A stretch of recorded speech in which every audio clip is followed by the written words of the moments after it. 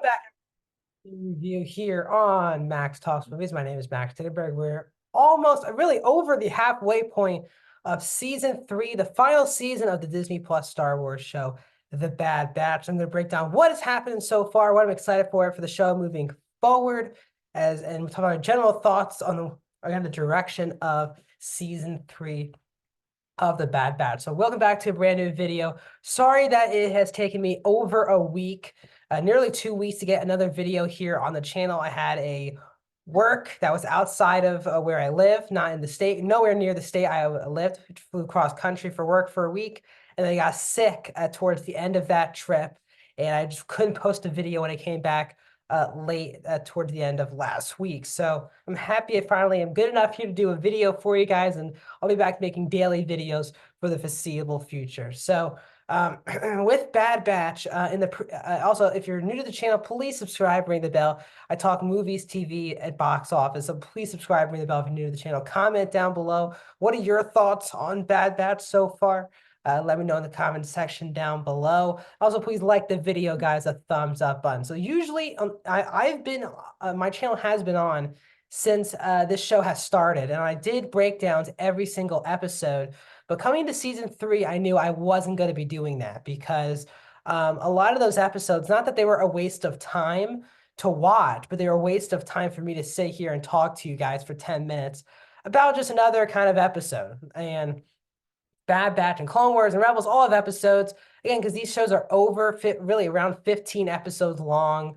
That not all of them are going to mean a lot to the grand scheme of things. And I felt like I did a halfway episode here talking to you guys about we're basically at the halfway mark of the show. And then I'll come back when the show finishes to give my general thoughts of the spoiler thoughts also on the season and really the last couple episodes. So this is my spoiler thoughts here. I'm not going to break down each episode, but these will be spoiler thoughts on the first 8 episodes of the season up to date. Obviously, the most recent one came out today, the day I'm filming this, which was episode 8, which was called, let me make sure I get this right, Bad Territory, which came out today, March 20th. So overall, I'm really enjoying this season of Bad Batch a lot. I think this has been the most consistent Bad Batch. We aren't just getting dumb, stupid episodes so far. And obviously you feel that because there are only there, just like the previous seasons where we had 16 episodes in season 2 and season 1, there were only 15 here in this season, but this is the last season of the show.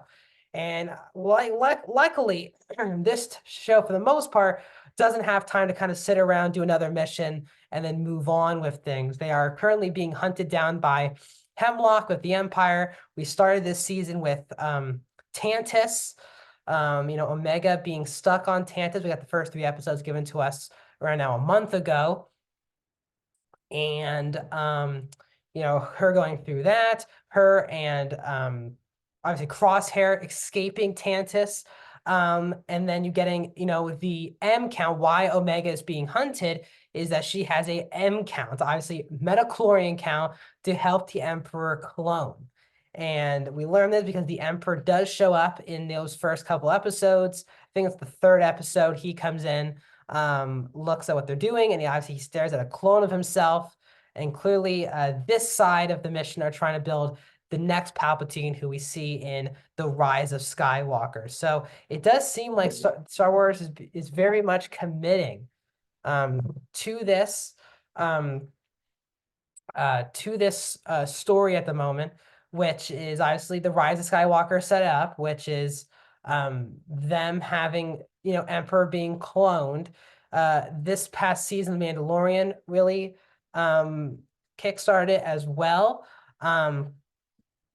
With the Moff Gideon, but this show is finally really going head steam into it with the reveals of the Palpatine stuff and things like that. So I'm definitely excited to see where the show goes from there with that storyline, because obviously this whole season is them chasing after Omega and the Batch. Now, the other thing I loved about this season so far is the dynamic between Crosshair and Omega. They've really, Hunter has really taken on that father role in the first couple seasons of the show, but it's really been Crosshair so far in these first 8 episodes. They do feel a lot more like siblings than a father-daughter dynamic, but Crosshair really does care about her. Obviously, she's the one who helped him escape. There's a humanity within him that's still there. And Crosshair's obviously back of the Bad Batch in this season. He had that rough episode, which you see behind me, where him and Hunter were at odds throughout the entire episode. And that was interesting. And Omega and Echo kept telling Omega the whole time, stop interfering, let them do their thing. They obviously make up, but even this past episode 8 was a really good episode for Crosshair and Omega, where Crosshair's hands obviously messing around. The experiments they did messed him up. He's not that sharpshooting sniper that he was in the first 2 seasons of the show, really the first season and a half.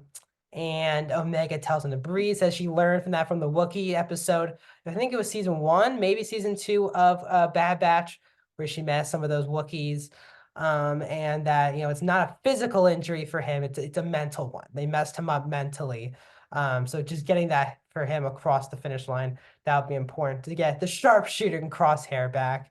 The best episodes, I think, still were those Rex episodes here that we got last week, the double episodes where Rex and his crew with Hauser got tracked down, in the Senators, or get tracked down by these new kind of, assassin clones who are, experimented on by the Empire, turn them straight into assassins who go after these clones and make a kind of clone on clone type situation.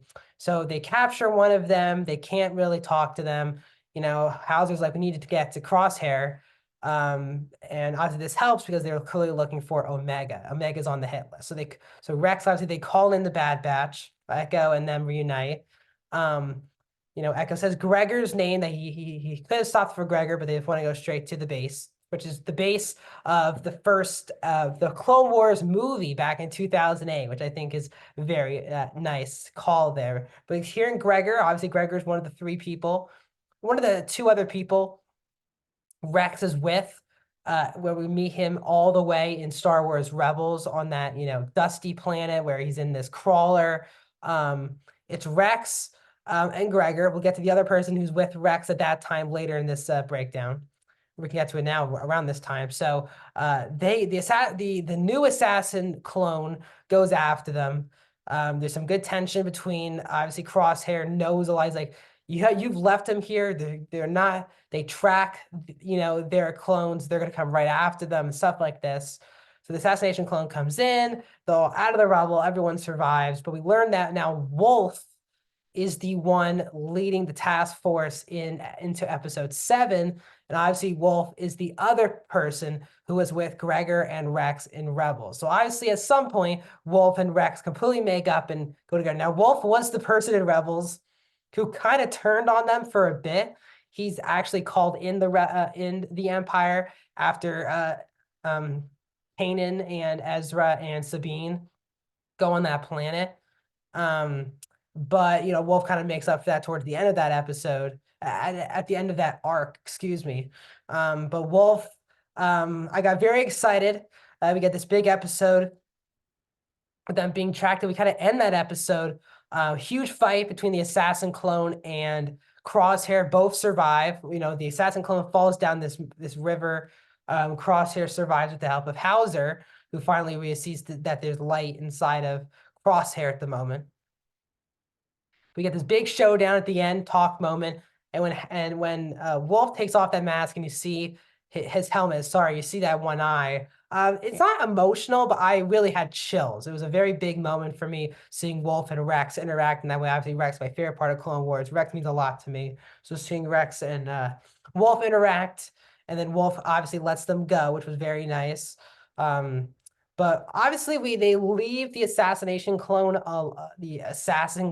alive. Obviously, a lot of people are going to think that it's Tech. I think it easily could be Tech. We didn't see Tech's body. We just see Tech fall. And obviously we don't know what these Empire. But again, obviously these treatments or the scientific experiments did not work for Crosshair because he was a distant. I forget what you call him, but the reason why the Bad Batch are the Bad Batch, that they're unique in those genetic ways, and they can't be really experimented on. They have their own traits compared to the rest of the stereotypical clones. So I don't know if Tech could be in those type of experiments, but we shall see. They're made a big deal of keeping that clone alive. And I'm sure they're going to reveal who that is. It could be Tech. That's obviously the first guess, but it'll be interesting to see who they go with. We saw Fennec Shan this past week's episode, which is really nice. We know Asajj Ventress is coming down the line. Cad Bane's coming down the line. So still more excitement here in these final 7 episodes. But overall, I am really enjoying myself. The characters are there. The animation is gorgeous. I think so far, this has been my favorite season of The Bad Batch. So let me know what are your thoughts of this season so far in the comment section down below. More videos are coming, including my Invincible breakdown. I did miss it last week, but with the second episode coming out tomorrow, I'll do episodes 1 and 2 5 and 6 breakdown of season 2 very soon to the channel. So see you guys there.